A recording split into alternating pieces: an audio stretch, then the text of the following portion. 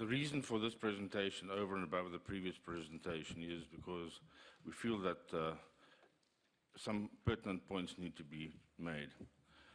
The objective of this presentation is to put the House in a position where they can see what needs to be done to get Eskom back onto a solid path, one way or the other, whether it's in pieces or as a whole. The difference between this presentation and a lot of speculation in the media and so on is I'm trying to, in this presentation, differentiate between the cause of the rot and the symptoms. Everybody's got a story about the symptoms. Very few people understand where the thing started. I also want to discriminate between fact and hearsay. For the record, I was the consulting unit manager at Eskom from 1988 onwards. Until 1991. And in fact, that's the unit that McKinsey was prepared to charge Eskom 1.4 billion to reconstitute. And I think I could do it for less than 10% of that cost. As far as my own profile is concerned, I have qualifications in commerce and law and a little bit in mining. And when we ran the consulting unit, Eskom was one of the top utilities in the world. And I think we tried to do a good job, and the world seemed to have recognized that. I'll now take you to the next slide.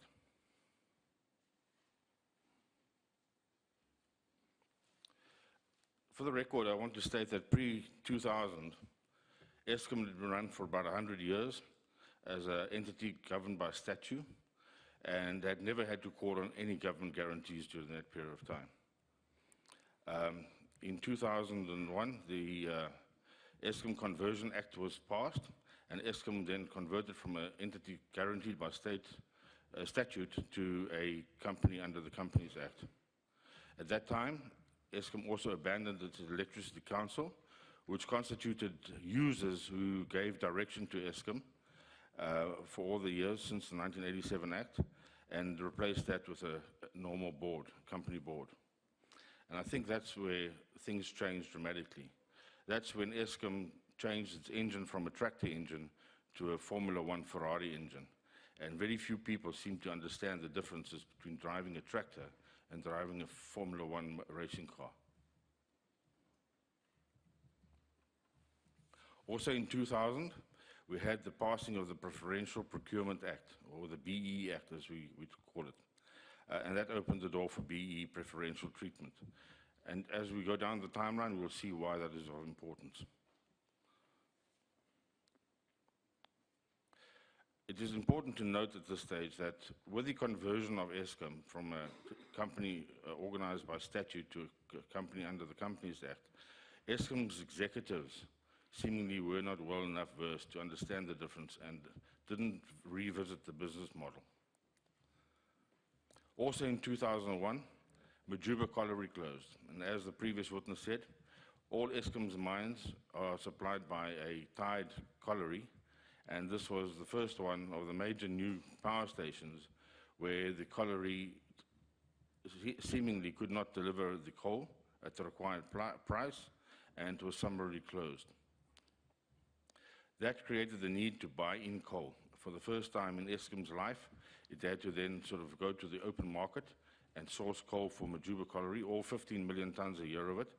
And certainly that created major new problems for Eskom and issues for it to have to comply with. And so that ended up in it being overstretched in terms of its governance and its compliance capabilities. Eskom didn't have delivery mechanisms, didn't have proof of delivery mechanisms, didn't have weighbridges, didn't have labs to assess this stuff. So they immediately started buying stuff from the open market, and they had no control mechanisms in place. Also in 2001, the Eskom medium-term coal procurement was thus formulated, and that was to give Eskom Coal Division a mandate to go and buy coal on the open market on the emergency basis without tenders, and as it eventuated without even written documents. A lot of this stuff was just done verbally, and that opened up the space for corruption. And my estimate is that that's where the corruption started. It might have started at a small scale, but it certainly started at that stage and under those conditions. Of course, that was also a breach of the PFMA. And again, the Eskom board and the governance structures did not pick that up. To this day, so it's now 17 years later, or 16 years later, the PFMA is still being breached by Eskom because they're still buying coal on the open market when there are other more cost-effective alternatives available. It is also my contention that the breaching of the PFMA is the activity that allows all this corruption on the coal procurement side certainly to fester, and for coal prices to be 2, 3, 4, 5 times higher than what they should have been. In 2004, after the failure of the implementation of the white paper on privatization, private ownership of power stations, the government ordered Eskom to build a new power station. And the reason that why it failed apparently was because the private investors felt that the returns that the government was prepared to contemplate were too low for commercial operation. I then want to take this committee to the 2005 annual report, where a review was done on the fact that Eskom was now going to build these power stations. And in that report, under the chairman's report as well as the director's report, there is mentioned that a 5-year capital outlook for 4 power plants amounted to 93 billion rand. And that's a very significant number. 93 billion for 4 power plants. What you saw eventuating over the next 5 years was 3 of those power projects. I'm not sure what happened to the 4th. But certainly Medupi, we all know. Kusile, we all know. And Ngula, we all know. So in 2005, they estimated that the capex would be 93 billion in total, and preparations for the rollout of this capex started. From 2005 onwards, it's also significant to note that McKinsey was appointed, as well as Accenture. And this is something that also needs to be noted, that not only those 2 companies, but many other companies thrive off continual renewal of the Eskom contracts. Everybody was crying about KPMG festering and having an incestuous relationship. This is pervasive in the SOEs. All the large auditing companies have lots of contact with Eskom, even when they are not under tender to do the audits. All the large firms have lots of contact with Eskom. And in fact, I would like to put it on record that to the best of my knowledge, there's at least 100 forensic reviews and reports and investigations within Eskom every year. Those reports, a lot of them are hidden. When they don't point out the right person as on the witch hunt, they seem to disappear and get hidden. Or if it's too politically sensitive, they get hidden. This committee needs to get access to all those reports, either via Eskom or via the service providers who provided those. And it would be all the auditing companies and certainly all the law firms, all the top 5 law firms. It's also significant that, given that McKinsey has been involved with Eskom, that 12 years later, they're still involved with Eskom. So it's a relationship that seemed to be a marriage rather than a date, because it just keeps on getting bigger and bigger and bigger, and more incestuous and more incestuous and more incestuous. And I would have thought that if somebody's a turnaround specialist, it would take you a little bit shorter than 12 years to achieve your goal. So these end up as from single contracts to multi-billion rand contracts that just roll over and escalate every year. And in fact, at one stage when I was inside Eskom for my 3rd period, I noted that a lot of the work was being done by these companies and not Eskom staff. And these activities related from procurement training to coal planning to turnarounds and everything in between. I don't think it's a healthy situation. In 2006, despite what the previous witness indicated, as far as I could see, and I have documentation in this regard, the first major fraud on buy-in coal was detected. There's a Deloitte's report about this matter. The Deloitte's report totaled this up at about 100 million. My private industry whistleblowers indicated that the problem was as big as 450 million. It involved bribery of labs, which then resulted in fake results for the coal specifications. I have a letter in my possession, which is available to the committee, and in fact is in the committee's hands, where BHP offers to settle its portion of the bribery and corruption for 80 million rand. That was given to Eskom. Eskom did not activate that. So the 80 million rand didn't get to Eskom's pocket as compensation for the bribery and corruption which penalized Eskom. That matter was also raised with Minister Hogan. It was tabled in Parliament, but it seems to me Minister Hogan moved on before the matter was sorted out. So that was in 2006. I'm also aware that in 2007, Eskom had to write off more than 400,000 tons of coal, which it had paid for, but they couldn't find.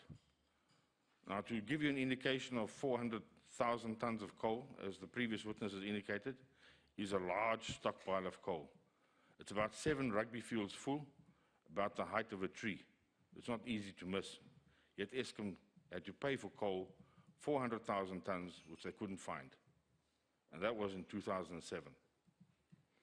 So the current issues about fraud and corruption didn't start yesterday. They've been around for quite a while. Also in 2007, I'm aware of the appointment of HR, Human Resource Partners, or labor brokers, both local and overseas.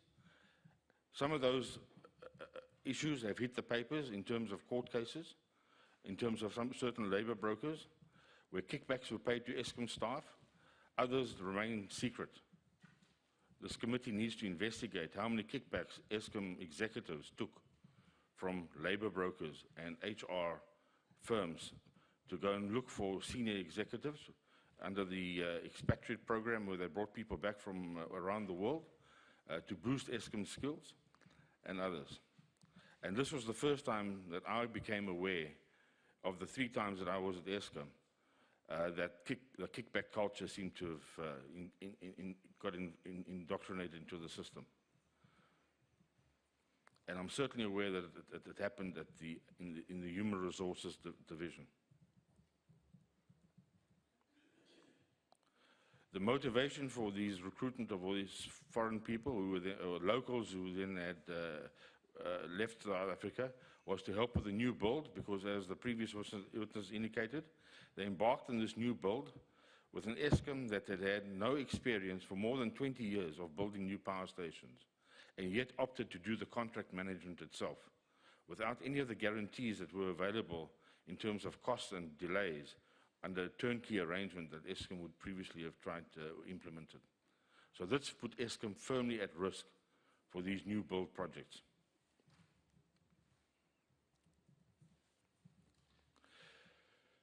In December 2007, the medium-term coal procurement mandate that I alluded to earlier on, that was implemented in 2001 for 6 years, to buy in coal for Majuba colliery, which was not functioning, expired. What had come to my attention at that time is, besides the fact that no tendering was used under this mandate, and a lot of coal was bought in without documentation, is that a lot of people were making a lot of money out of this flagrant disregard of proper governance and procedures.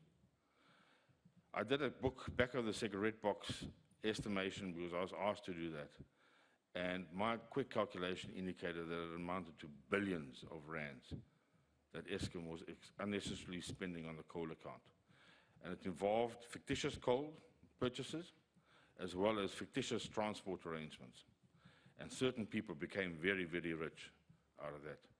I'm also aware that Eskom has a forensic report on that. That forensic report was never tabled. It was hidden away. Also in my possession is a schedule which indicates and highlights how prior to December 2007, when the mandate had expired, And there was an argument between Eskom Generation and Eskom Finance as to whether that mandate should be renewed, how the coal stockpiles dropped. So it didn't take a genius to see that we were heading for a load-shedding situation.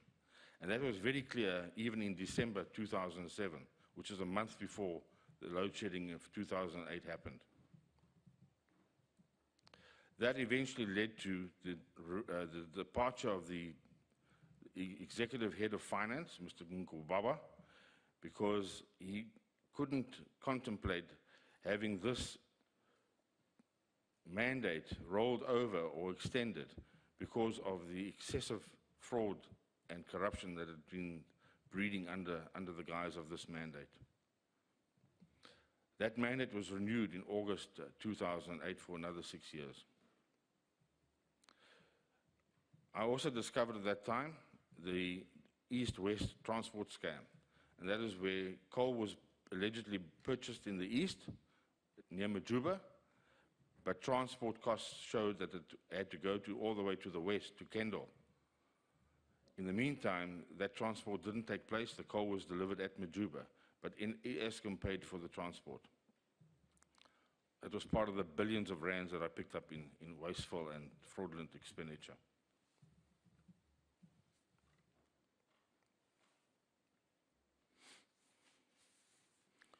So come January the 15th, 2008, when I was shown the stock sheet, I wasn't shown this exact one that I have in my possession now, which I've made available to the committee, but I was shown a similar one, and I saw that we were inches from a blackout.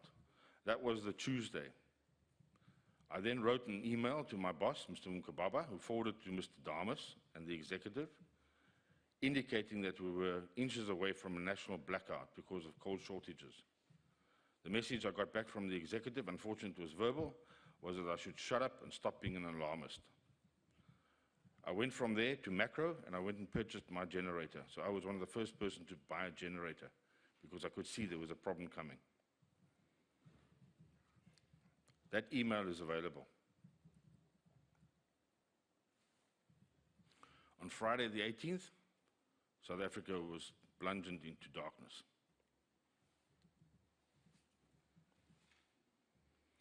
At that stage, there was no Eskom remedy or recovery plan because the coal stockpiles had dropped. I believe that having known that information, even though as late as 4 days before, ancillary steps could have been taken to put teams of coal miners on overtime and try and boost the stockpiles, even on an emergency basis. As I alluded to you earlier, there had been a standoff between generation and finance. And there is correspondence available, and Eskom should have that correspondence. The rolling blackouts then carried on for months, and a coal crisis committee was established. I was nominated to be a member of that coal crisis committee. And all I can say about it is that at best, it started off as a very amateur effort. Because of my criticism of that committee, I was removed by management.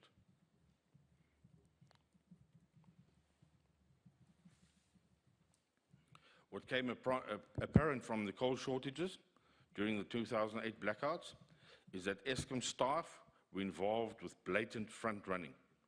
Maybe I need to quickly explain that. I went out on a limb to try and get Eskom extra coal, given that it was a national emergency. I was offered coal at, for example, 55 rand a ton. Eskom declined that coal. Behind my back, they went to the coal supplier and offered to buy the coal at 110 rand a ton, and pocketed the difference. Some Eskom staff got very rich during this period of time because it amounted to a doubling of the cost of coal.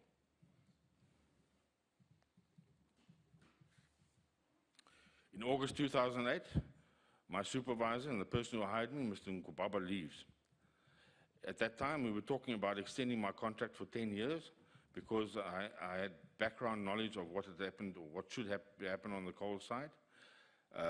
The night before my new contract was supposed to commence, I got a phone call at 8 o'clock in the evening, cancelling my new contract for 10 years. No notice. I was told that certain people, including the executive of Eskom, didn't want me around to expose more corruption. I also believe I'm the grandfather of exposing corruption within Eskom, and you can go and Google that, because in January 2009, I went public with all the corruption that I uncovered at Eskom. I firmly believe that the corruption was done under the extension of the medium-term coal procurement mandate, which was then extended for another 6 years. And incidentally, that expired in 2014, when the country again had national blackouts. You need to tie the dots. So I believe that after the second mandate was put in place, the coal frauds hit what I call the second gear, or the second generation of fraudulent corruption. The first guys were basically perhaps informed that they'd made enough money, I'm not sure, but there seemed to be a new generation that succeeded the first generation at the troughs. I'm fully aware of Optimum coal frauds, where Optimum was complaining about its low price, sold coal to BEEs to double the price, because that was the prevailing pattern in Eskom. If you were BEE, you were offered double the coal price of what the traditional mining houses were offered. And then what happened was that Optimum then arbitraged the difference in the extra profit. And that is why Optimum was, for the records that will be seen, short supplying on coal. So we were short supplying on coal under the contract, but oversupplying on through the back door. And ironically, all the coal still stayed on the conveyor. So there were no extra transport costs. 2008 seemed to have been a very busy time in Eskom's life, because at that time, the Medupi quotes also came out. Correctly or incorrectly, I was asked, because of my previous involvement at Eskom as head of the consulting unit, where we did tender evaluation at that time, before it went to Treasury seemingly. I was asked for my input on the quotes, and I recall seeing a quote for Medupi, for the Powers Island, as they call it, in other words, the turbines and the boilers, for roughly 32 billion rand. I thought I was mad when people kept on asking me whether I hadn't perhaps made a mistake. I've recently verified that number of 32 billion rand, plus or minus a couple of bob. For various reasons, that seemed to be a limited tender. I would also say that from the information that I've subsequently obtained, past 2008, that I have no doubt in my mind that the Hitachi tender was rigged. We've heard this morning that Hitachi was not the first winner of the tender. The tender content was rigged under the second exercise, where Hitachi was then brought in to participate on the tender. We have documentary evidence of that. It's also pertinent to mention that Siemens had apparently, given the crisis of the rollouts all over, Siemens had offered to immediately make available units off the shelf to attend to the perceived crisis, but they were rejected. And that letter came via Minister Alec Irwin. The offer went to the Minister, Mr. Alec Irwin, but for some other reason, it never saw the light of day, and they were not invited to tender either.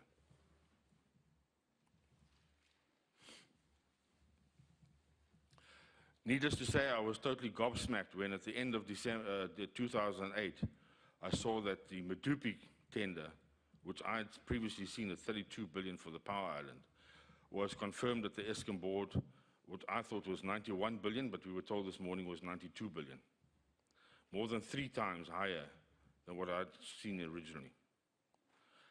This new tender or contract also included Chancellor House via Hitachi. I believe that there was clear prima facie evidence that this tender was manipulated. Ironically, at the same time, the Kusile contract was announced without a tender. It was also issued at around about 91 billion rand, if my memory serves me correct. It also seemingly involved Chancellor House, if my memory serves me correct. And we're told that the reason that there was no tender was because Eskom had suddenly decided that they had a new fleet strategy of duplicating the same units and the same suppliers. Whereas previously, Eskom's fleet strategy was not to replicate the tenders on successive bids, because if there was an inherent flaw in the tender or the design, it would obviate that being replicated. I've asked Eskom for a copy of the new fleet strategy to see when it was originated. I have not been able to get that from them. Ironically, as I said, 2008, 2009 seems to be a very busy timeline in Eskom, because at that time there was also a nuclear bid, which the previous speaker alluded to, and that was by Arriva, and that was cancelled after Polokwane. I don't know what the correlation is between Polokwane and the cancellation of the nuclear deal with Arriva. My best information was that that was offered at a turnkey price of around 40 cents a kilowatt hour, which in today's money looks like it was very cheap, but you'll have to evaluate that. I was also subsequently informed by French television that members of the President's Council sold uranium reserves to Arriva in the belief that they were going to get this bid for $2.5 billion. That has never been publicly raised before. I have a document from the Canadian Parliament confirming their investigation into this $2.5 billion wasteful expenditure by Arriva. Arriva is out of pocket after believing that it could recoup the money if the deal was clinched. That is currently an issue in the French Parliament. In 2010, we had the World Cup, as was previously mentioned this morning, and I believe Eskom made a policy of lights on at all costs. To maintain that, Eskom stopped maintenance of plant. And we heard from a previous CEO of Eskom, Mr. Molefe, that when he got to Eskom, the maintenance had still not been recovered. And he then involved or invited or discovered Tetris to sort out the maintenance backlog issue. The question I have to this committee is what happened to the maintenance budget of more than 10 billion rand a year between 2010 and 2014 for maintenance that didn't happen? Surely if you don't do the maintenance, you should have that money spare somewhere, in a provision account or in your bank account or something. Now, one of the members previously talked about the missing 20 billion on the maintenance account. Well, it's probably closer to 40 billion if next to no maintenance was done, although I believe that some maintenance would have had to be done. So Mr. Molefe and co. comes to Eskom around about 2014 and finds that the plants are all run down, and he starts his Tetris program of maintenance upgrades. During that time, availability at Eskom's plant also fell dramatically, and Eskom stopped publishing its availability of its plant. To this day, we've not been able to get Eskom to tell us what the availability is on a month-to-month basis, despite numerous requests. Lo and behold, 2014, we have some more national rolling blackouts, and this time the diesel units are ramped up. When diesel's purchased at more than 16 rand a litre versus 5 rand a litre landed cost. So the gravy train is still running strongly at Eskom. As I alluded to earlier on, 2014 was also the year when the medium-term coal procurement mandate had expired. With the renewal of that, for another 6 years, if I'm correctly informed, we saw the involvement of the Guptas as the third generation of benefactors from high coal prices. Maybe the blackouts were also meant to coincide with the signing of the nuclear deal, which we all read about in the court papers last year. At that time, also, Tegeta approached Eskom again, and this time was successful in starting to sell coal to Eskom, or what they call coal, it's not necessarily coal, at very high prices. I want to take you, the committee, to 2017 and inform you that at the Eskom results, there was no mention made of the 3 billion irregular expenditure. In fact, a very rosy picture was painted by the then new acting CEO, Mr. Ladla, about Eskom's financial position, and Mr. Singh. I picked up and went on carte blanche.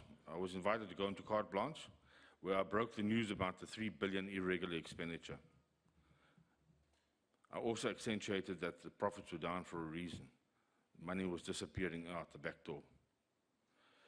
We then proposed questions to Mr. Dlatla as the CEO because they couldn't take them in the analysts' meeting. They reckoned they were too complicated and too long. That letter was dated the 1st of August. Today is the 18th of October, and I'm still waiting for an answer from Eskom on the queries we had in terms of the cost of the power stations and coal costs. In 2017, NERSA held hearings about Eskom's application to keep its coal costs secret. We believe we won that hearing when NERSA determined that Eskom must make the information available. And Eskom was instructed to improve transparency and provide improved information on coal. It seems to me, unbeknown to you and me and the public at large, that NERSA held another secret meeting on the 4th of September, where there's no minutes and seemingly no written decision, where they decided that Eskom should continue with its secrecy. Now that, from a public point of view, is totally unacceptable. Against the background of all the corruption that's been exposed over the last 3 years, it's even more unacceptable. And we cannot allow this country to carry on this basis. I'd like to draw the committee's attention to the other shortcomings. There's a big problem with the multi-year price determination formulas that are applied by NERSA. Because every year when Eskom, or every time Eskom formulates the target future price increase, they guesstimate future growth requirements. I suspect that Eskom works backwards. They work out how much profit they want to bag, and then they temper the forecast sales accordingly. Because even in this current NYPD, Eskom's forecasts are substantially higher than even National Treasury's forecasts in terms of future growth. And as soon as those are adopted, Eskom is guaranteed profits, whether it delivers electricity or not. I believe there's a major problem with the structure of tariffs. The inclined block tariffs are totally uncompetitive, and I've lodged a complaint at the Competition Commission. They are penalizing large sectors of the economy, including the agricultural sector, who pay exorbitant prices. Whether they take electricity or not, they have to pay line fees. And the other thing is, these line fees, which are deadlines, there's nothing much going on with them. The increases on their cost increases the same as the coal cost increases, and that cannot be true. There's also a major problem with the other distribution cost increases that Eskom puts forward, and we believe that a forensic investigation is necessary as that. As far as NERSA's behavior, it saddens me to have to say, is nurture captured? Is nurture captured? In 2013, they approved a price increase of roughly 25% for Eskom.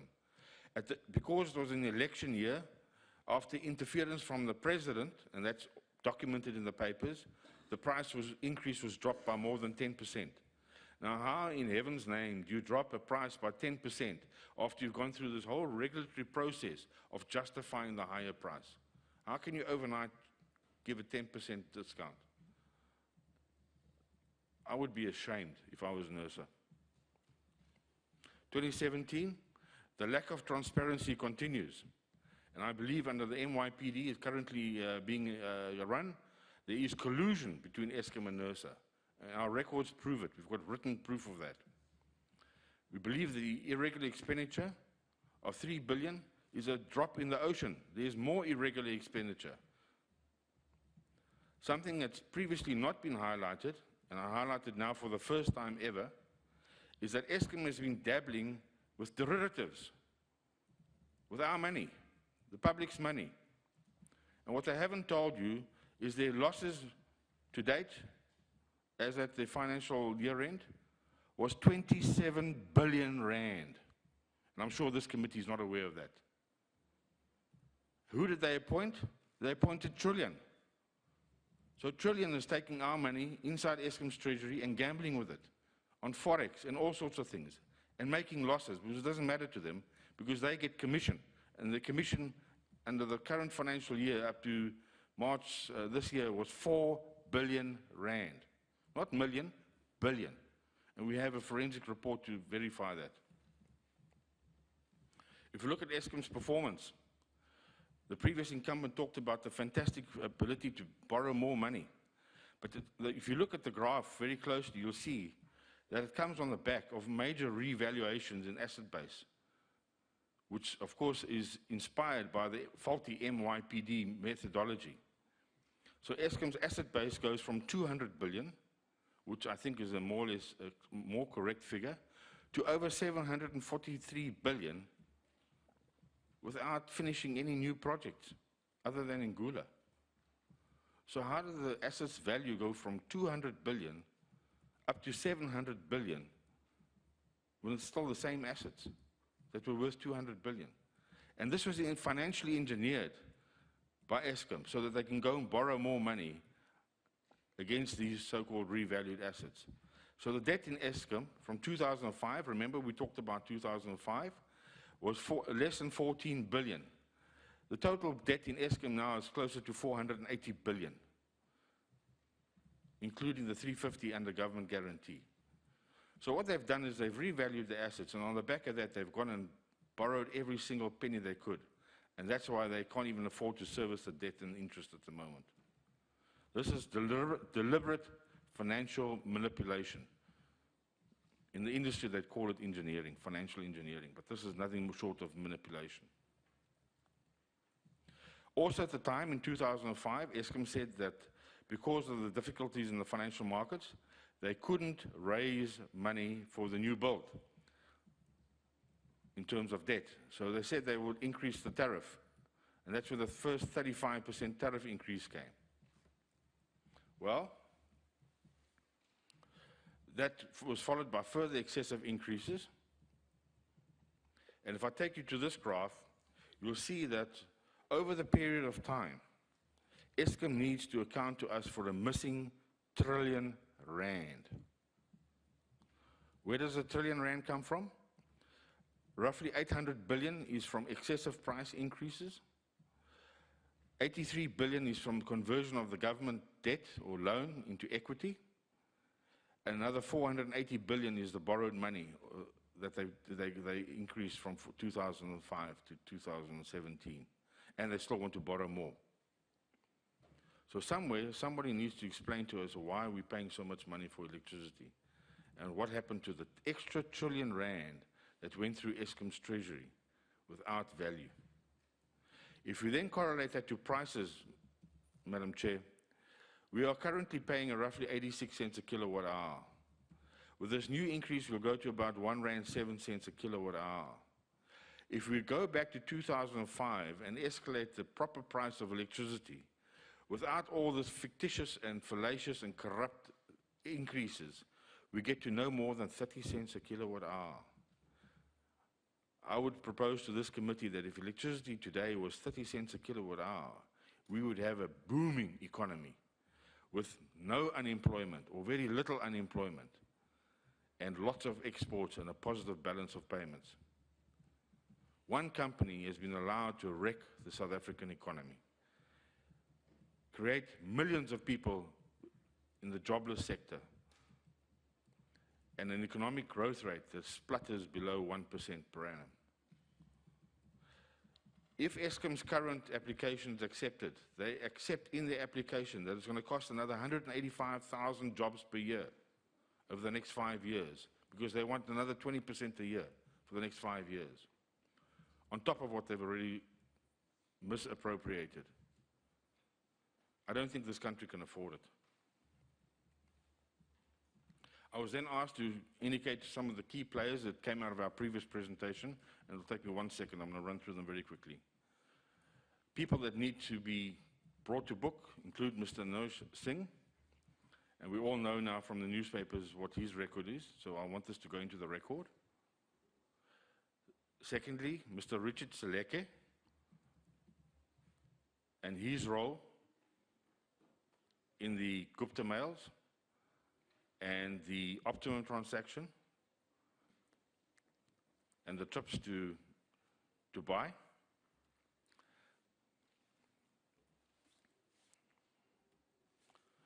Thirdly, Mr. Koko, who I believe is currently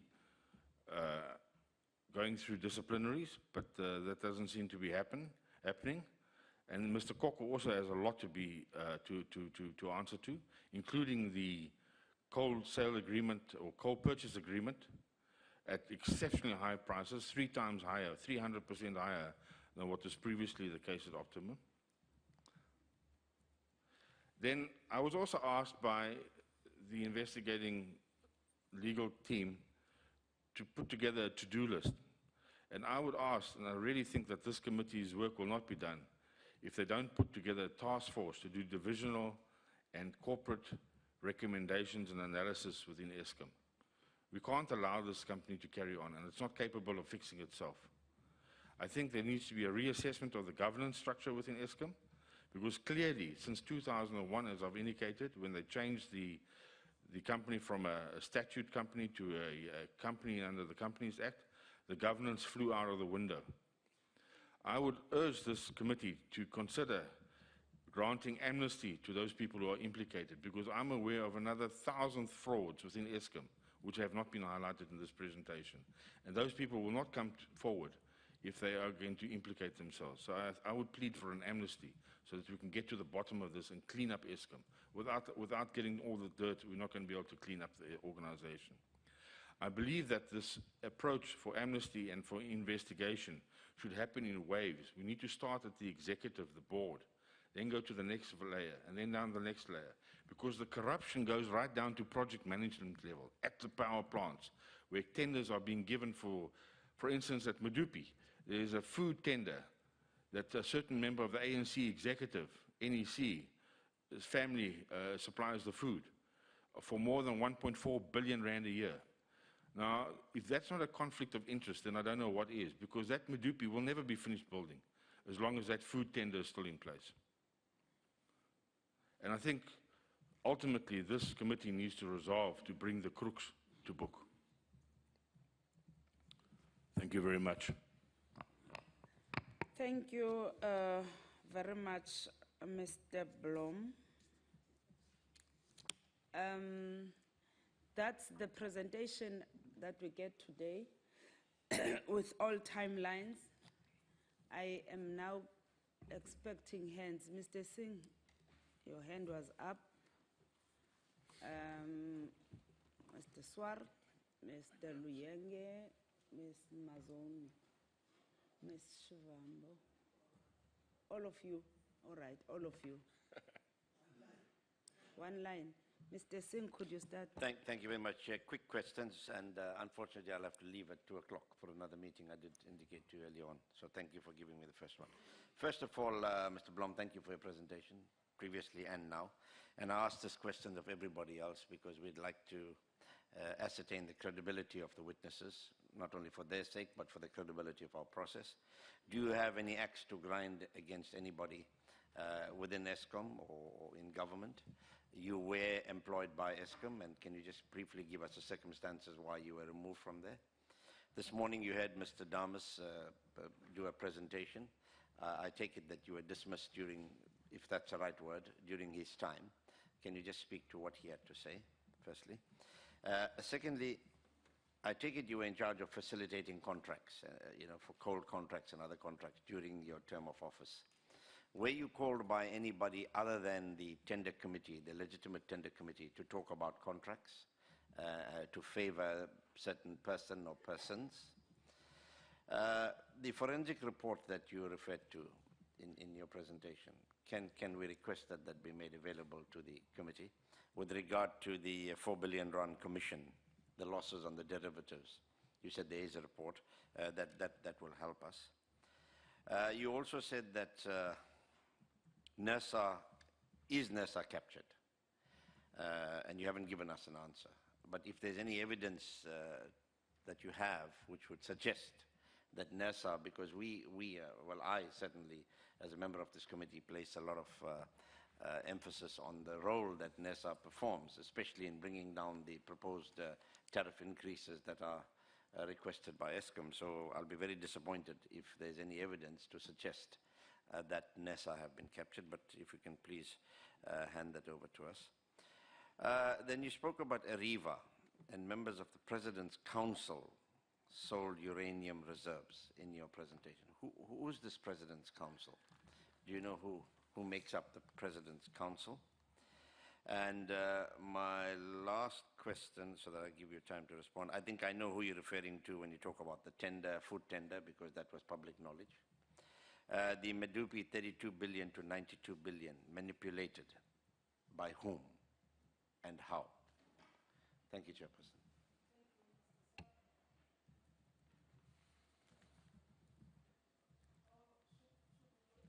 Can we do them one at a time, please, Madam? Because I'm a bit slow in my writing. Okay. Thank you very much for those questions, Honourable Member. I was on a 2-year contract, so the contract terminated because of time, from 2006 to 2008. However, Eskom had asked me to, and the Finance Directorate had asked me to extend my contract by 10 years so that I could implement some of the recommendations that I'd made in order to stomp out the corruption that I had become aware of. And that is, so I have no axe to grind with Eskom. In fact, if I had an axe to grind, I would have taken them to court because I had lots of evidence of the extension of the contract. But I believe that if you're not wanted at a place, as this previous witness this morning also said, then it's best to take your leave and to move on. However, I couldn't take leave of the corruption that I'd witnessed. And so that's why I went public. And I went so public that eventually the current president, when he was out of Parliament, made himself available for a meeting because he made note at that time that he was going to be corruption fighter #1. And I went to a meeting at his house in Forest Town at 11 o'clock at night. You mean current President Zuma? That's right. Okay. Where we indicate to Mr. Zuma a brief report on what corruption we were aware of within Eskom, and he undertook to stomp out that corruption because he was going to be corruption fighter #1. Weeks after that, I was invited to a secret meeting in Midrand also, incidentally, but not at Sahara Computers, where I met a so-called fix-it team. There were 6 people in this meeting who were so-called Mr. Zuma's fix-it team. And this was, as we were meeting, the lights went out. And the fix-it team first question to me was, given my extensive experience of Eskom, how could they also join, if I had to use my own words, the gravy train? I was totally shocked by this because I was introduced to this team as a group of very eminent people, highly qualified. Some were professors, some were doctors, some were legal people, and I don't know what all. Unfortunately, I didn't take note of that meeting because it didn't last for very long. No, that's not in those. You have names? No, it's not those people. So that meeting didn't last very long because I was so disgusted that I said to the people, my mission was to fix up Eskom, not to mess it up further. And I took my leave after I insulted the people. And as I was driving away, my cell phone rang, and I was told, these are such senior people, how dare you insult them? And I said to the person who had organized the meeting, my parents told me I don't have to tolerate scum. And I never had anything further to do with that meeting. You don't have names of any of them? No, I only have the name of the coordinator. You can put it onto the record? The person who organized that meeting was the former chairman of the JSE, Mr. Norman Lowenthal.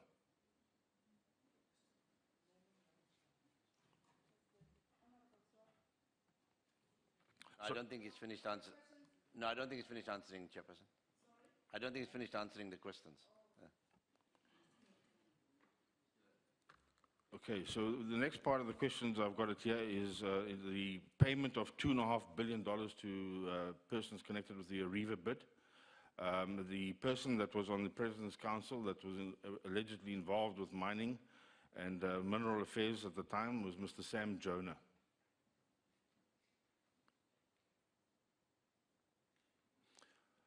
Then in terms of the price increase of Medupi, the price increase of Medupi from 32 odd billion, and I say odd because it's in that ballpark, to 92 billion or 91 billion. That was orchestrated by Eskom. that was orchestrated by Eskom. And we've subsequently got documents which we visited. It's over 100,000 documents which we've got access to. We've had a look at that, and we believe we can build a strong case around that. Sorry, is there some more? NESA, you made some assertions about NESA. Sorry, okay, And the absolutely. It hurts, it breaks my heart to have to make these assertions about NERSA. But the fact of the matter is, they agreed that we were correct to ask for transparency. They made a decision. That decision is public knowledge.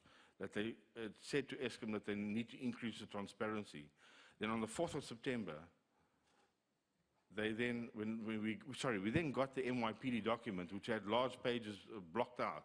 When I approached them and said, this isn't in accordance with the decision where I had testified, they told me that they'd subsequently taken a decision for commercial reasons to carry on blocking out the so-called sensitive information. And when I asked them on what basis they were blocking this out further, they then alluded to an interim meeting, which we found out was on the 4th of September, for which there seems to be no minutes. And we then asked for a copy of Eskom's request for the secrecy, or the written copy of the decision, and none of those documentation has been forthcoming to my email. Chair, finally, if we can be presented with the forensic on the 4 billion rand commission on the derivatives that you spoke about. Certainly, that's available. Honorable Swart. Thank you, Chair. I don't have a long history with the committee, but I do remember your previous presentation, and thank you for that lengthy documentation that you provided us. Now, you've given us summaries, and a lot of what you've said is to me, startling and shocking. But clearly, it would be helpful for you to present a lengthy document with annexures as far as possible, similar to the other outer document that you provided. Because you've referred to, we've got documents. And so, as far as you are able to maybe provide us with a more lengthy statement on the slides that you've provided, because the slides are very brief, and we'd like to obviously interrogate these issues. For me, it's historical, and you've gone back to show that corruption at Eskom has been around a long time. It just seems to have reached a third level or even a higher level now, and we need to be aware of that. So we need to obtain that information. I'd like you also just to unpack, how is it possible that 400,000 tons of coal disappears?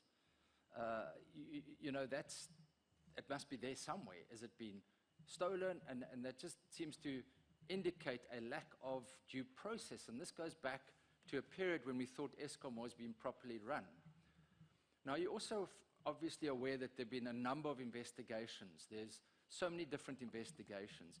And one of the most pertinent is the SIU investigation into coal procurement from up to 2012. And that investigation is finalized. So to what degree have you cooperated with various of these investigations by providing information to them? And also, of course, to Parliament. Is this the first time this information has been provided to Parliament to help exercise its oversight role? I don't know. I'm not in this committee. But obviously, a lot of what you're saying is startling and I'm sure that parties that you've mentioned will want to respond to the allegations that you've made, such as the Optimum Mines, the front running, you referred to that. You've referred to fronting as well. And then, of course, you've also referred to the diesel purchases, which to me is astounding. If it's 5 rand landed costs and we've been charged, and that was it 8 billion for that year or something ridiculous for that figure? Over 10.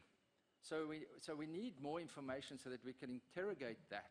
We've got lots of reports that might be, but from your perspective of presenting this, you've got the inside knowledge. You were there, and it's very helpful to us as we engage in looking at this. But clearly, as you look at the situation now, the chairman indicated it's a crisis. It's a financial crisis. You've indicated a few aspects of looking into some of that. And one of the suggestions is an amnesty. But I've got a major concern with that, because you've got corruption that has taken place. How do you decide who you're going to give amnesty to? yes, at some stage, the criminal investigation authorities are going to approach some people and say, turn state witness. But you yourself, as OUTA, are engaged in a case against the police and the Hawks for not doing their work. So how do you assist us in who do we grant amnesty to? If a person comes to Parliament and gives evidence under oath and they are truthful, there is a possibility. But this broad corruption, please unpack that a little bit for us. Then just on the financials that you unpack now, the situation now, one of our mandates is to look into the financial sustainability of Eskom. And I'd like you to unpack that a little bit more of what you've said, where you say the asset base is too low, but going forward, we need to bring out a report on where is Eskom going to. So you'd like to possibly, our time is limited now, but give us more documentation as to where you are thinking the financial model should be going. Thank you, Chair. Thank you very much, Honourable Member. The good news is in your email, there should be a 90-page document supporting some of the stuff that was discussed this morning. But obviously, with the evidence leader, there is more work to be done. Some of the emails are on file. Some of the incriminating documents are on file, either with OUTA or with the evidence leader. So some of the documentation will eventually arrive, but you're talking about 17 years worth of documentation, so it's not going to be that easy. Secondly, 400,000 tons of coal, or roughly 7 soccer fields or rugby fields full of coal. It's a pity you didn't ask that question to the previous witness, because it was during his tenure, and him as a scientist and a specialist and the CEO of the organization might have been able to give you a better answer than I can. All I know is that Eskom paid for the coal and wrote the coal off because they couldn't find it. And that is, I think, due to either corruption or bad management practices, that they were paying proof of deliveries where coal was not delivered. And I'm aware of instances where people were in the queue delivering coal by road, paid the Eskom official $50, didn't deliver the coal, then went back into the queue. In other words, got about 3 or 4 times paid for one delivery of coal. That was quite rampant at that stage. Or not even coal, but stone. A lot of the stuff doesn't qualify as coal. I've never been approached by any of the investigative units to testify or offer my evidence. I've offered my evidence to NERSA on several occasions. They have not made use of that. I would have thought that NERSA, as the regulator, should have the capacity to, in fact, just at least have a look at some of the evidence. That never happened. Neither the SIU. Nothing, No. SIU. In terms of the amnesty proposal, my problem is, and the reason why I propose that, is that Eskom's corruption is now so widespread. If I had to make an estimate right now as to how many incidences of corruption have happened this year at Eskom, I would say at least 1,000. And I say that from an educated point of view, because I'm aware of corruption with brown envelopes going on every single week at some of the Eskom offices. And the corruption, as I said, isn't happening only at head office. It's happening at Medupi, it's happening at Kusile, it's happening at the other power stations, it's happening with laundry services, it's happening with garden services, where people are nominated by third force agents as to who should win these tenders. If we open up a whistleblowing thing, and I've already got some whistleblowers coming through to me, my inbox will just overflow, because there are literally thousands of transgressions every year of what would be considered reasonable or good governance. So that's why I'm asking for amnesty, because only then will we get exposed to the full side. At the moment, it's all hidden. You hear a bit here, you hear a bit there, because you've got excellent journalists that hide behind corners and under tables and so on to spy on these Eskom people doing their corrupt businesses. But believe you me, there is far more. Only the sensational stuff is getting to the press at the moment. There's far more, and it's hundreds of millions of rands. In terms of the financials, certainly, I don't think that Eskom is financially sustainable, and certainly not without guarantees, and that's a fact, because without the government guarantees, Eskom wouldn't be able to raise 1 penny. In terms of Eskom having to, and Eskom burns about 7 billion rand a month. That's roughly what they're burning at the moment, over and above what they're getting in from income. So to the extent that Eskom's not able to fund that billion, 7 billion, which is about 60, 70 billion a year, off the market, and nobody wants to invest in Eskom at the moment, and I think the PIC will stop investing in Eskom very soon as well, correctly so, because Eskom has no prospect of paying back that money. So I think the situation financially, Eskom is precarious, and when the evidence leader approaches me again, I'll certainly provide the best of my information to corroborate that. Thank you, Mr. Swart. Honorable Yang. Thank you, Chairperson. Seemingly, Mr. Blom, you've long been at Eskom, and with special reference to the period you started to talk about, say from 2000, you have mentioned a lot of instances of this nature. Maybe do you think even before 2000, there were other activities, corrupt activities that were taking place at Eskom? And I want to maybe understand you, as you have actually suggested an amnesty. It is because of the volume of the type of work that relates to this corruption that is actually unearthing itself, because this is a manifestation of what is happening at Eskom in as far as what you are saying. Now, where do you think this money is going to? By the look of things, there is billions in circulation in this country. And then can you maybe make a suggestion as to how best can we know the individuals? Is the majority locals or international people that are coming from the globe, milking the billions from our country?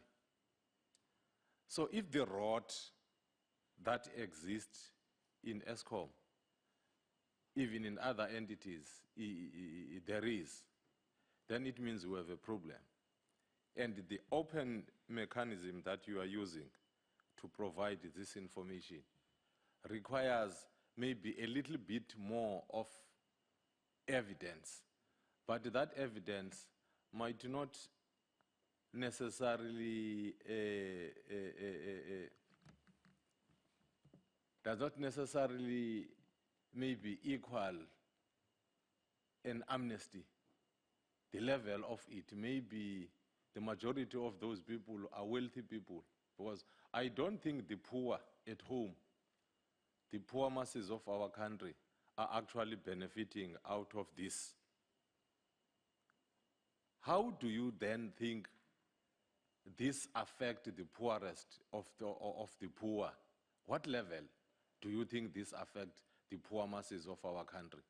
Because this entity is the entity that we actually want to see it being a tool of a democratic, of a developmental state that we want, where the entities are supposed to be. Then, is there, what is the level of effect of this to the poor?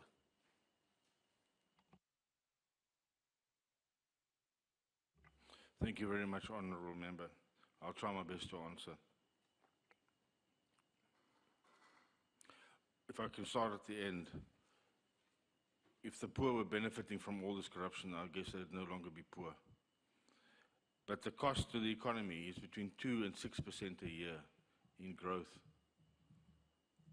If Eskom's allowed to carry on with its current MYPD, they admit their numbers, not my numbers, their numbers, an extra 185,000 jobs lost every year for the next 5 years. That's on top of the millions of jobs lost since 2007, when this stupid, excessive regime of pricing took place for the first time. This means that there would be some hope for the 70% unemployed under 35-year-olds in this country who have never had the honor of getting a salary at the end of the month, ever in their lives, which I think is a gross human violation. So certainly this corruption is having a massive impact on this economy. And I believe there's not one person in this house who doesn't know of somebody, a family member, who either hasn't struggled to find a job because of the lack of growth in this economy, the joblessness because the money is not going into the investment, it's going out the back door. You're asking me where the money goes. Well, I think we all know that some of the large money is going through offshore, through various bank accounts, whether it's Bank of Baroda or other banks or how it's going, or through fictitious invoicing or whatever. So I think the large money is going offshore. But there's still millions that's going into local corrupt practices. Places like Witbank, Middelburg, where the regional operations of Eskom are. Even on the transmission and distribution, we have evidence of corruption taking place in tender allocation and so on, happening at Bosparats and so forth and so on. So that's why I say it's widespread. And you asked me, how would an amnesty work? Isn't it too wide? Well, then maybe it's a conditional amnesty. I'm not an expert on amnesties, and maybe this House needs to think and apply its mind as to how a selective amnesty, or maybe you do it in tiers, like the tax people do. You say all those people are aware of big corruption. If you want amnesty, you've got 60 days in which to come and declare it to the House. And then you go from smaller amounts and smaller amounts until you get at least the 80% of the corruption exposed. And I agree that it's painful, even to me, to have a corrupt person ask for amnesty. But unless you get if you get half of the corrupt people, at least you're winning half of the game, where at the moment you're not winning the game at all. So my conscience is that I'm also not mad about amnesties, because it benefits some of the corruptors. But the end of the day is that you're not going to get to the bottom of this if you don't create an incentive for people to come forward and blow the whistle on their own conduct and their colleagues. Does that include the price fixing or by the service providers of Eskom? Oh, certainly. I mean, the way that the pricing structure works, it's affecting everybody. Firstly, the fact that the prices are 3 times higher than what they should be affects everybody. You and I could be consuming and buying 3 times more electricity for the money that it costs us. But that's what we see at the basic level. If you go to incline block 1 and 2 and 3, to the higher incline blocks, you are probably paying 5 times higher for your electricity than what the base tariff is. And so that's about 15 times higher than what the electricity price should be. So yes, the poor are also affected because they can't afford electricity. So their children can't study by electricity light. They have to study by candlelight. They suffer in the winter, the cold, the water, the wind. They're not living a decent standard of living because they can't afford. And as the previous witness said, electricity forms more than 90% of your life. If you take electricity out now, 90% of your life will not carry on the same as what it did yesterday. So it's really critically important to the economy, for jobs, for standards of living, for education, for economic growth, for everything. It's a core part of our livelihoods. Talk to the indebtedness now, the indebtedness of Eskom. That's my last take.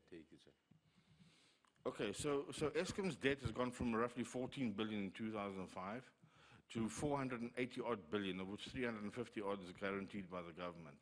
The fact of the matter is they've borrowed 480 billion rand or 470 billion rand more than what they had in 2005. And remember, right when we started the slides, I said to you the capex estimate in 2005 was 93 billion. So why have they raised 480 billion rand to pay for 93 billion rands worth of assets? That's over and above the price increases, over and above the conversion of debt of 83 billion, which they used. They sold shares in telecoms or whatever to lend Eskom the money and then later on give it to them. The extent of the inefficiency is mind-boggling. It's absolutely, why would you spend 14 times more or raise 14 times more money than what you need to pay for the assets if they were, and that's at the inflated price? Why would you pay, if you buy a car, why would you pay 14 times more than the market value for the car? Because you'll never recover that money. So the Eskom asset base is standing at 743 odd billion rand. Nobody will give them more than 200 billion rand for those assets. So even if you had to privatize Eskom today, you will not get more than 200 billion. 200 billion doesn't even pay half of the debt. Never mind the excess tariffs that they've stolen out of our pockets. So it's really, I really don't think it takes a scientist or a genius to understand that we are facing a massive problem, an absolute massive problem, a problem that's big enough to collapse this economy. Thank you very much, Honorable Luyenge. Honorable Mazon. Thanks, Chairperson, and thank you. The 10 minutes is still standing, ne? Chair, I understood that. I thought you'd forgotten it just now, but I certainly do know that.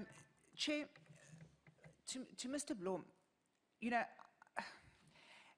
the scale of corruption that we're dealing with here and the amounts of money are sometimes they're just hard to comprehend.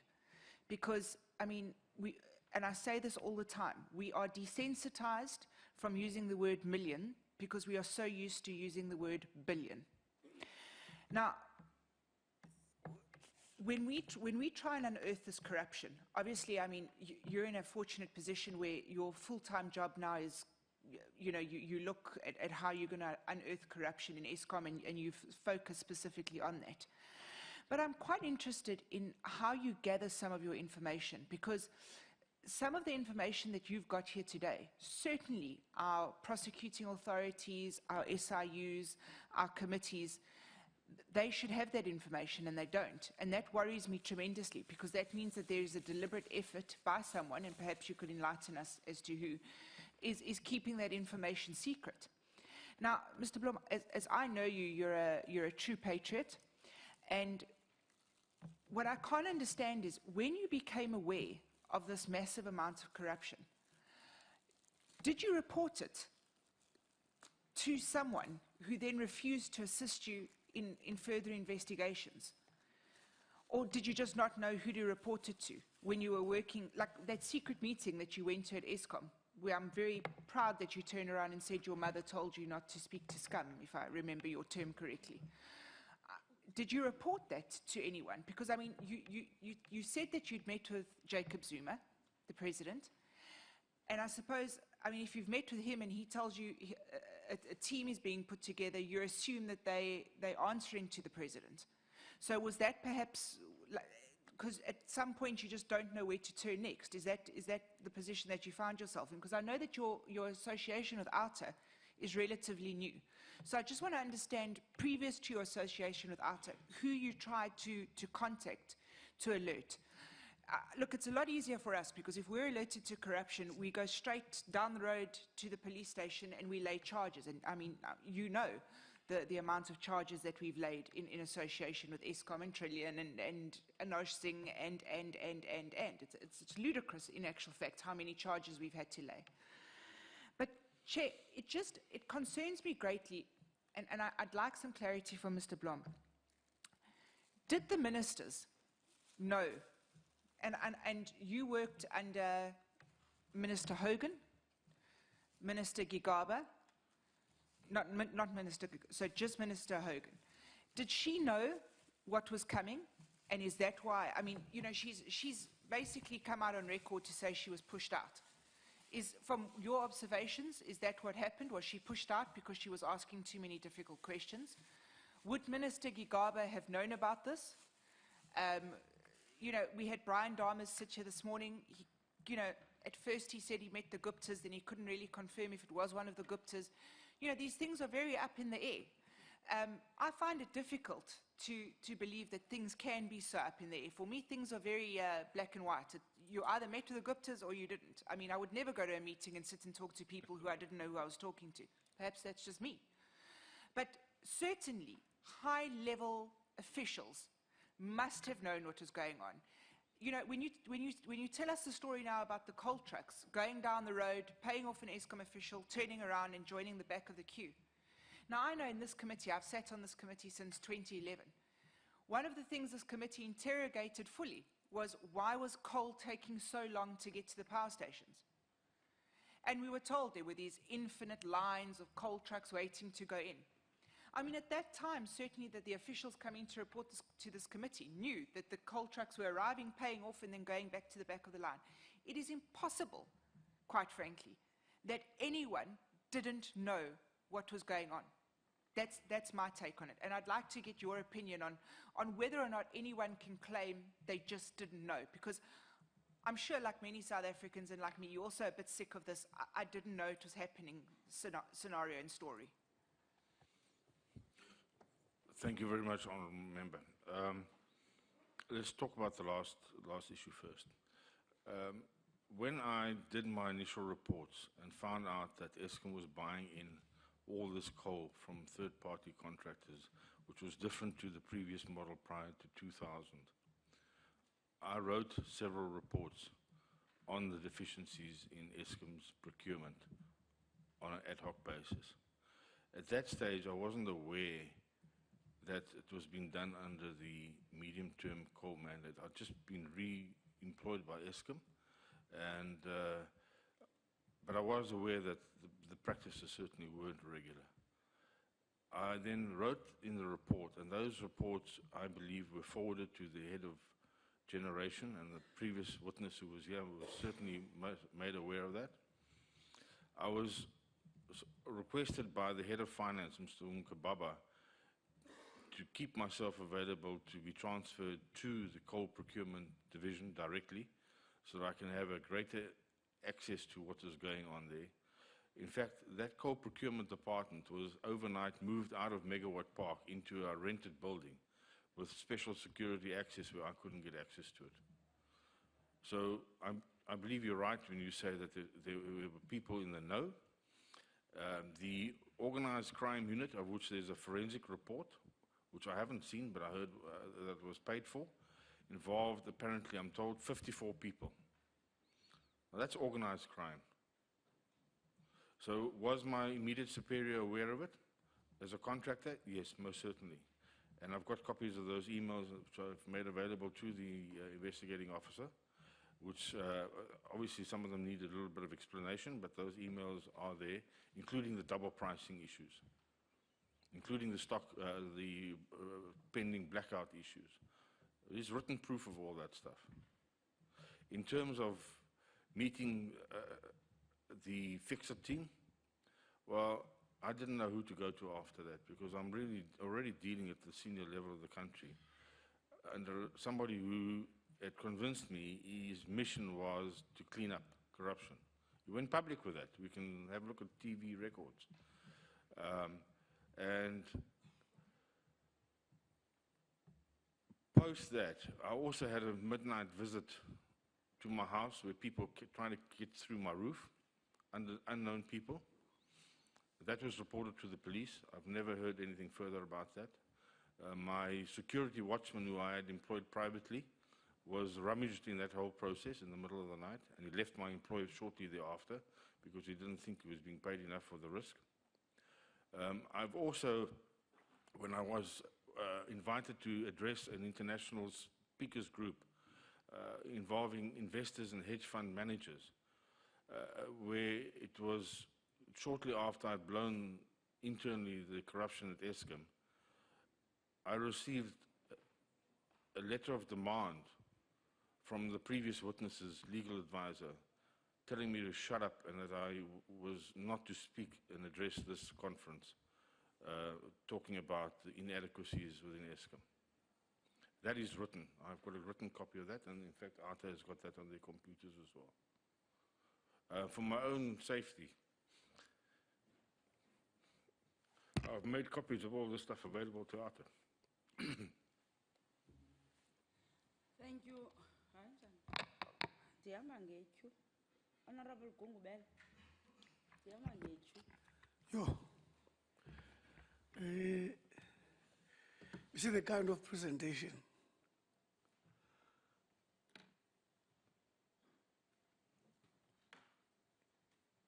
is so scary, and at times you're not sure if you're listening to a normal presentation, you're not sleeping. Is this a dream? That somebody has got the kind of facts that you're presenting. where I'm sitting, Chair, I think I want to inquire on the state of governance in Eskom. Surely the kind of presentations that are put across by Mr. Ted, they relate to a state of governance, but in a more narrow, focused, specific, factualized manner. As a result, I don't want to spend a lot of time with him as far as I'm concerned. I think the biggest challenge we have is with the bigger picture of Eskom inquiry that we're doing. We need a way forward with regard to a process that helps to verify, affirm. In the process of doing so, you know who, for instance, let me give you an example. Let me say Mr. Blom would demonstrate that I sent an email to Minister so-and-so on this particular date. We may want to know what did the minister do about that. I submitted to the police ABCD on this date. We may want to know what did the police do about that, Hawks and whoever else. In other words, I'm trying to say there are various way forwards that can emanate out of getting close to that information. So there's that section that says to-do list or something like that. I think, in my view, that the committee needs to zoom in that to-do. We don't want to spend a lot of time with what looks as facts, because we might end up making a story out of facts. When facts are put in before you, all what you need them subjected to some credible scrutiny. Because to be honest with you, if we've got such information in this country, and it has become normal to have an information of this kind and nothing is being done, actually it means even the exercise we're involved in is not worth going. So I'm saying, Chair, all I'm proposing is that our technical guys, let's find a way forward with this work and check, for the purpose of our period of investigation, where does it assist us, and in as far as other institutions are concerned, what does the committee do to make sure that everything reaches a conclusive, what to call, a conclusive phase. I don't even want to stress Mr. Blom to say he must respond. The things that he's doing, if they are as truthful as presented, are scary. You're not supposed to sleep without reaching a conclusion when you've got information like that, especially if it comes before yourself as government. I just wanted to leave. That's my general comment. Thank you very much. I don't think you need to respond to the comment, but just take into consideration what has been raised. Honorable Tsedi. Thanks. Just two quick issues. I think Honorable Gungwele is right, because over and above what we agreed upon earlier was that at some stage, even those that are implicated will have to be given an opportunity to try and come up with their own side of the story, so that we are then able to chart the way forward in terms of how best can we deal with these issues. The two issues. One is your, what you call the call for comment mandate. Because from what you have been saying, in terms of that mandate, some of the things have to be handled without any normal tender process. So I'll appreciate if you can just briefly talk to that particular aspect. Maybe let's start with that one. I'll come to the other last two issues. Thank you very much, Honourable Member. Okay, so that's why I had to start in 2000, 2001. The origin of the medium-term coal procurement emergency mandate was because Majuba Colliery was closed after weeks of production because there were technical problems with the coal field. And not only technical problems with the coal field, but there was also a problem with the mining plan. So Eskom had spent a lot of money investing into Majuba Colliery. They built Majuba Power Station for about 13 billion rand at the time. And when it came to producing coal, they couldn't produce coal at the right price and the right quantity. So immediately they closed that power station, that colliery in 2001, and immediately they had to find additional coal to keep the power station going. And that's when they devolved this emergency mandate thing, which allowed them to buy coal from all the other players. And that was supposed to last for 6 years. And that 6 years, Eskom should have had enough time to find either revisit that mine and change the mining method, which was possible, and that would be my recommendation today, to stop all this transporting of coal to Majuba and to reopen the mine but use conventional mining technology as opposed to long-wall mining. So, so that's where it originated.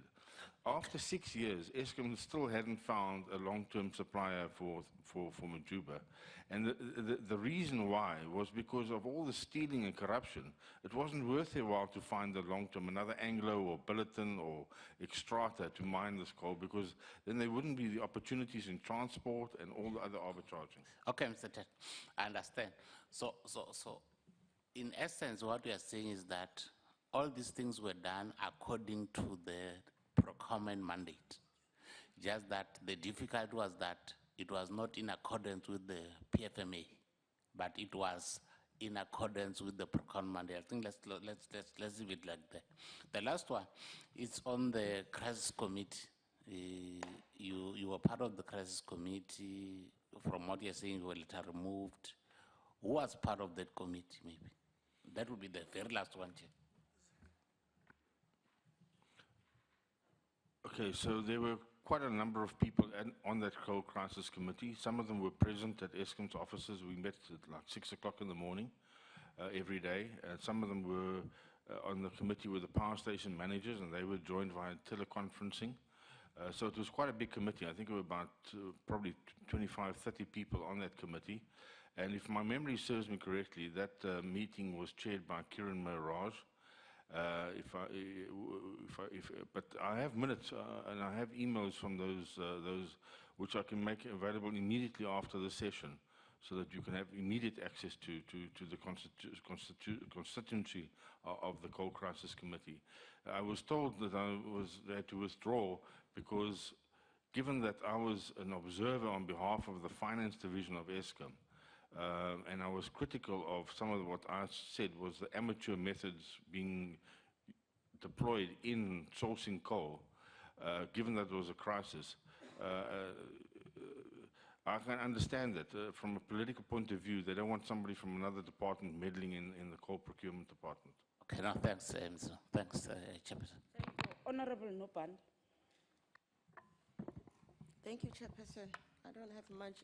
Mr. Blom, can you forward to the Chairperson's office the names of the fix-it team?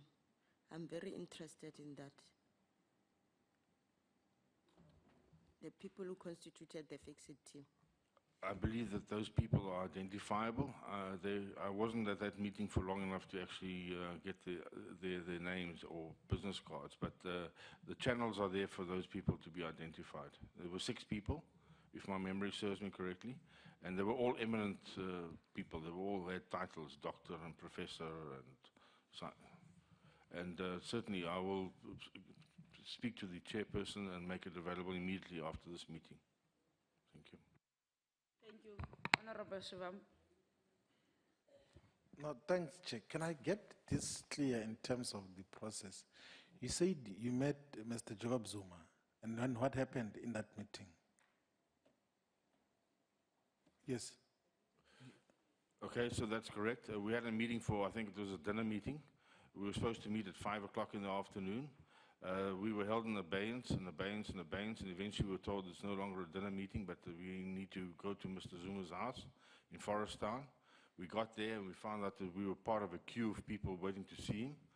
We signed the police register because there were policemen guarding the house, and we eventually got to see Mr. Zuma between 10 and 11 o'clock in the evening after queuing for I don't know how many hours, like voters in the road just about. And at that meeting, I handed over what I had perceived was irregularities on the coal account. It was a document, a presentation of about maybe 10 or 20 pages long. Mr. Zuma categorically said that he would have a look into this matter, and he took the document, and I still remember he put it on the sideboard inside the house. And I thought to myself when I left there, well, that's the last of that document. But obviously it wasn't. And then what happened? When you say we, who are you with? Okay, so I was with the person who coordinated that meeting and his son, What is his name? Mr. Norman Lowenthal. Okay. The one of the JSE. That's it. And then after you met with him, he referred you to the fixer team. No, I was informed a few weeks later that the fixer team were ready to meet with me, and I was invited to a meeting in Midrand, in the Boulder Shopping Center, So where I was introduced. the fixer team meeting was a result of the meeting with Mr. Jacob Zuma. Yes, he said he would get his fixer team to meet me. And instead of fighting corruption, the fixer team then said that they want to eat with you. Say that again, sorry? So instead of fighting corruption, the fixer team said they want to eat in Eskom. They're not, yes, they want to eat Eskom, but they don't want to eat me. They wanted me with to. you, They yes. wanted me to help them to eat. You from must Eskom. help them to eat there. Yes, because I've got so much experience, and I would be able to maybe guide them to an easy meal. And then you then said, no, I'm not part of that, and then left the meeting. My departure was more violent than that.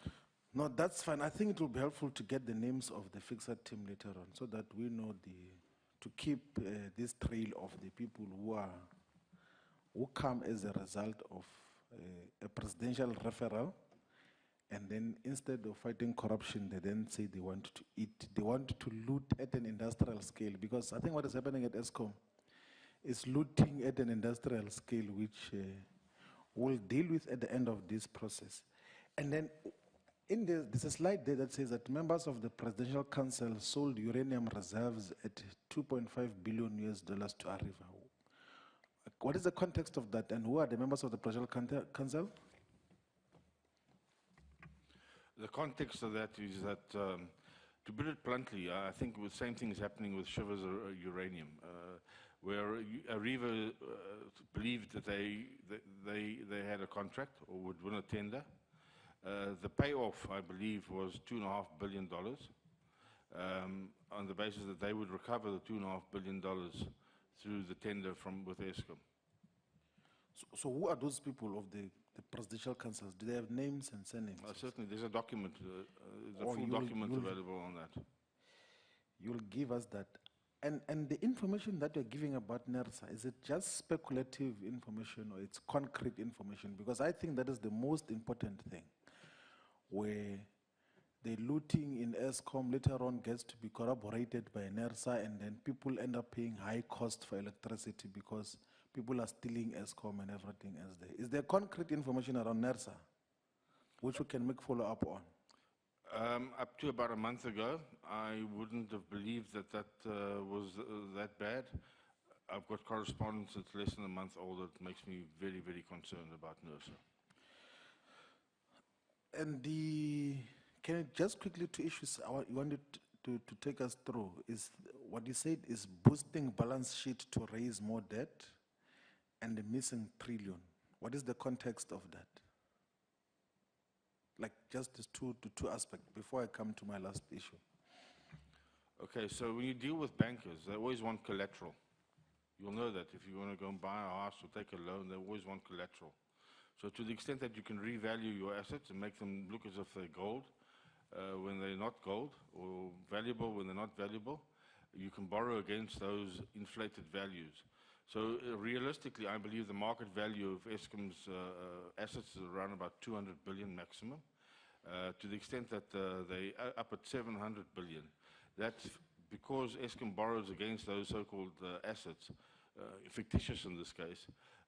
They got away with borrowing 480 billion, of which only 300 and something is guaranteed by the government. Those bankers that lent them the money look at the assets and said, wow, there's a lot of assets here, there's a lot of collateral, so we can give them more loans. Okay, so that's the one aspect. In terms of the trillion, I'm saying that more than R1 trillion in excess money has moved through Eskom's treasury in three components. The one is the excess tariff above 30 cents a kilowatt hour. Okay, and that number I'm happy to prove. It's a benchmarked independent number, which I've had checked. The second part is the borrowings going from 14 billion to 480 billion. Okay, so you add that up. And the third amount is the 60 and the 23 billion that government sold shares in Vodacom or one of the telecom companies, and then lent the money to Eskom, and then because Eskom can't pay it back, converted that into equity. So if you add those numbers up, you come to well over R1 trillion. In fact, if I'm given the benefit of the doubt, I mean, I could probably indicate at least 40% more than I get the 29 billion because I know that we passed a special appropriation bill that was asking for 29 billion, which would result as a disposal of Vodacom shares. And then that was sold to PIC, and then that money was then utilized to bail out at Eskom. And what about the 60 billion? What is it about? Where does it come from? It was a similar loan from the government to Eskom. Oh, yes. And that was, eventually Eskom couldn't pay that back either, and that was also converted to equity. No, that's fine. I know maybe you don't come from a legal background and everything else, but what becomes the legal basis of your proposal that we must grant amnesty to people who are corrupt? Okay, so that's probably the weakest part of my armor, and it's not something that I would contemplate in the normal course of events, but given that we're sitting with this shortage of evidence, and my belief that, and I've been tipped off that there is far more than I even have time to read through my inbox. The only way to fathom how deep and how wide this corruption is to sort of at least offer some sort of amnesty and get the people, because people are incriminated, because you're going to ask those same people, why didn't you blow the whistle? You've been aware of something for more than 10 years. Because you didn't blow the whistle, you're incriminated as well. And if people feel that threat, they're not going to come forward and offer their testimony or their witness or their stories. And also, if they don't get amnesty and whistleblower protection, they stand getting fired. I mean, this previous witness this morning talked about Dr. Mark van der Riet. I know Mark van der Riet, and he is a super guy. And Mark has been on suspension for more than 3 years or 2 years because he wouldn't sign off on the Gupta calls. I mean, that's what happens. People get bullied. People get abused. So unless there's some sort of amnesty, and I really think this committee needs to apply its professional mind and maybe get professional legal input on that. But even if it's a proportional amnesty or some type of amnesty, because yes, I can see that you and I feel the same, that we don't want to just allow people, crooks, just to walk away free. So maybe there's one does it in waves or something, but I'm sure that with the experience and collective intellect of this committee, we can come up with some sort of program that might be suited. No, that's fine. No, thanks, Chair. I'm done. I won't agree later on when we then sum up the discussions that we must grant amnesty to criminals who are stealing from state-owned companies. I think we must take decisive action because it will not be sustainable. I don't think also it would be legally sound to just let people go. It might take time. I think when the politics stabilize, we will reach them. The law, the hand of the law, the arm of the law is very long. It will reach all of them and will pin them down. They will be held accountable, all of them. Thank you very much. Honorable Kwang, you would be the last in my role. Thank you, Chair. You know, the comment about NESA, I think, sent chills down my spine, because it means then there is a coalition, as I said to the professor that presented yesterday, of rent seekers and corrupt people who are living off the backs of the poor. Because we go around as politicians trying to campaign for the electricity price to come down, but they do the opposite. But I think your input helped us to a large extent, where you were saying what effect that has on the electricity price per kilowatt. I think we need to have more of those discussions, because then it's based on figures and facts and figures and calculations that you've done. Maybe we need to get that from you as well, as the professor yesterday also promised to do the same thing.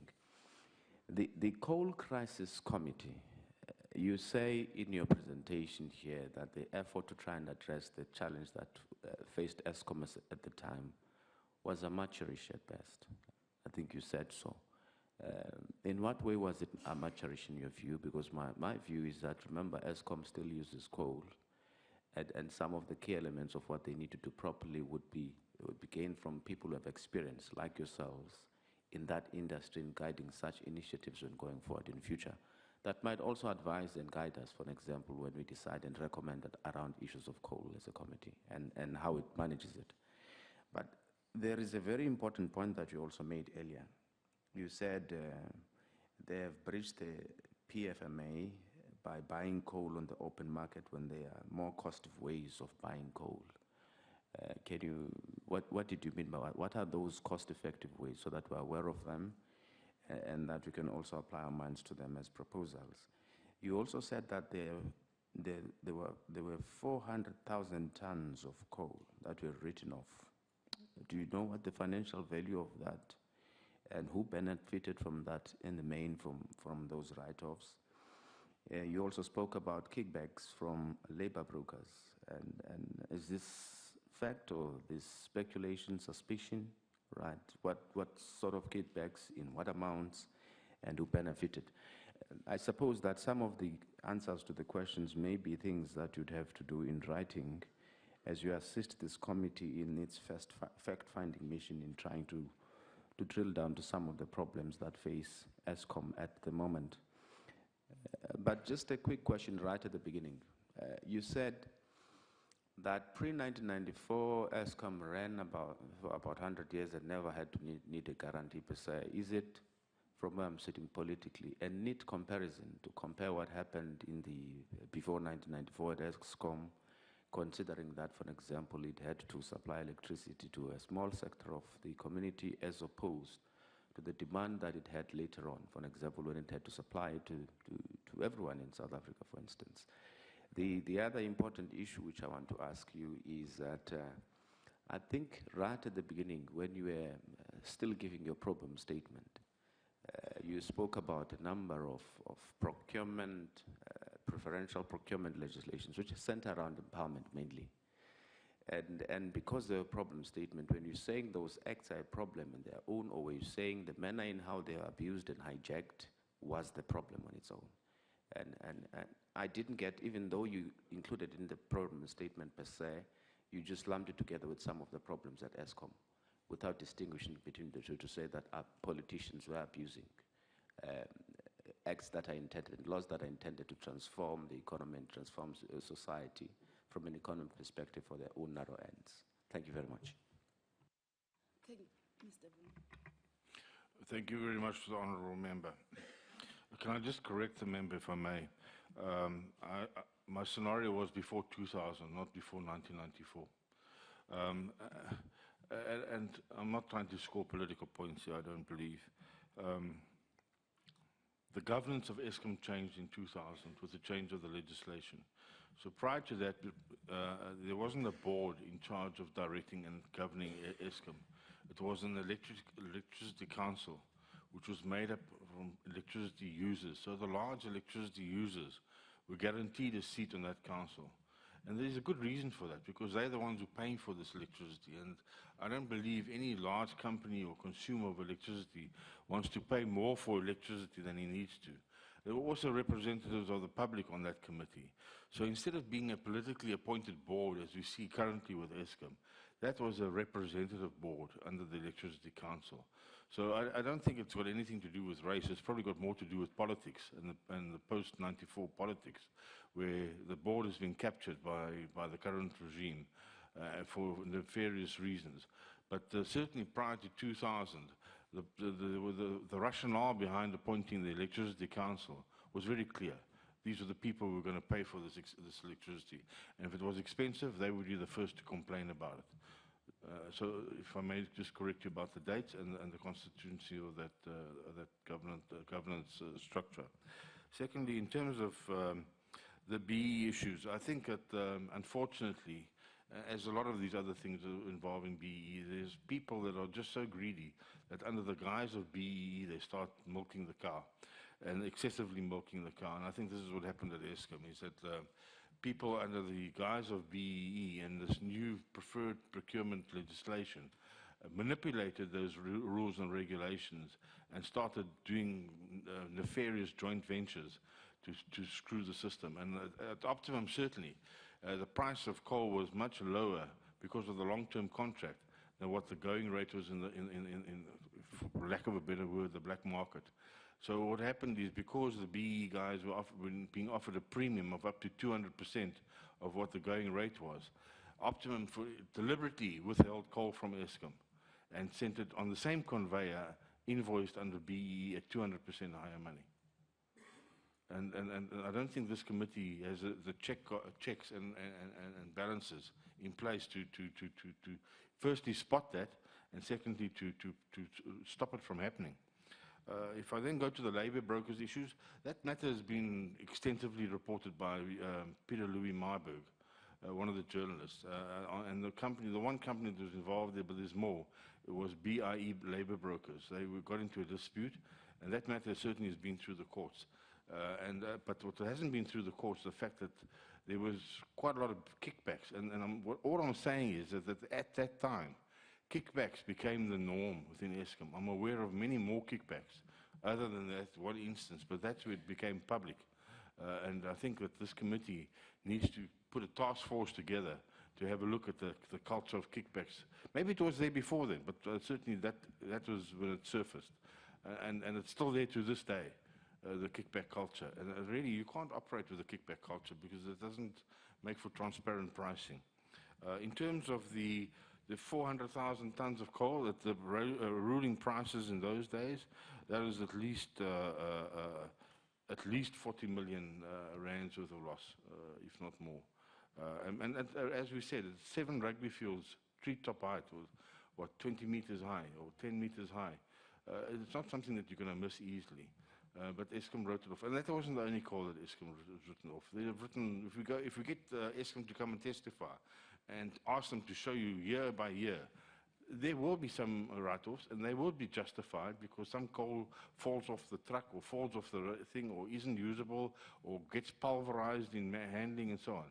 But certainly not one shot of 400,000 tons at one power station. That's not acceptable. So I think that Eskom must be called to account to explain that. And that happened under the previous witnesses regime. Then in terms of, no, I think I've answered, no. Okay, you asked me then in terms of the coal procurement mismanagement, the other amateur issues.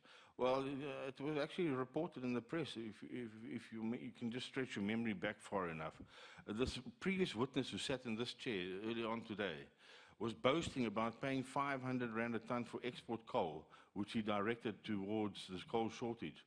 Now, that was amateur, but you can't use export coal in Eskom power stations. The grade is far too hot, the boilers will melt. But that's the type of nonsense that was going on, is that, you go and buy export coal because you're now saving the country. It's absolute nonsense. And then most of the salvage operations were put in the hands of one person. And given that Eskom's supposed to have a team of buyers, that wasn't a healthy situation. In fact, and I can mention it now, it's not in my testimony because, as I said, there's thousands of other issues. But there was one particular coal buyer from Eskom who reportedly drove around in his bakkie with 80,000 rand in brown envelopes behind his seat. I mean, this is the level of corruption that's going on. And I've got people who can, we can virtually phone them now and put them on the phone and they will corroborate that. Because they sold something to this person and he took out this envelope from his car and paid them in cash. So yes, that was ongoing. Sorry, there was one more question. It was around the Gupta call. Your questions all responded to. No, he has. You combined the one about the effective ways of buying coal together with the arbitrary issues in the committee that you picked up. Yes. Response. Yes. You combined the two. There's lots of that, yeah. So your questions are answered. My questions are answered. I just want to make Thank you. one quick comment, Chairperson. No, my 10 minutes is not up. I'm still left with a minute, Chair. There's this issue, Mhlegas. You lumped your pre-1994 story together with your 100-year history of Eskom. That is where the Pre-2000. No, I'm saying your pre-2000 history, you lumped it together when you were talking about the 100 years of Eskom not needing a guarantee and so on and so on. That's what clouded the issues. That's a fact. Yes. Now I'm saying that's what clouded the issues, even though it's a fact. But it clouded the issues a bit. All right, thank you. Thank you very much. Mr. Blom, I don't have any questions for you. Just want to remind you that you owe us some information that the members have asked for.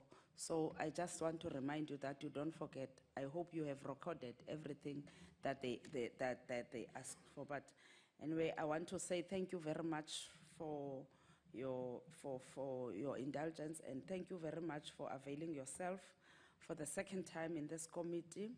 We know you have a lot of work. This committee has taken this initiative to make South Africa know and understand why certain things are happening. So, but also to let people know who are outside there that if there is anything that they think they can help in reigniting the economy of South Africa, they can come and help us in reigniting the economy and come up with solutions, because we are in this together.